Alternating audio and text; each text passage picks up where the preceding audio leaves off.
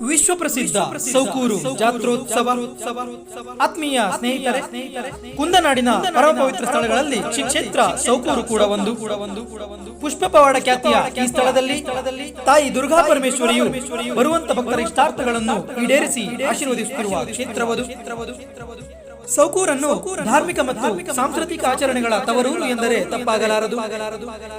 ಇಂತಹ ಪುರಾಣ ಪ್ರಸಿದ್ಧ ಶ್ರೀ ಕ್ಷೇತ್ರ ಸೌಕೂರಿನಲ್ಲಿ ಇನ್ನೇನು ಕೆಲವೇ ದಿನಗಳಲ್ಲಿ ಜಾತ್ರೋತ್ಸವ, ಅಮ್ಮನವರ ರಥೋತ್ಸವಕ್ಕೆ ಆತ್ಮೀಯ ಸ್ವಾಗತ.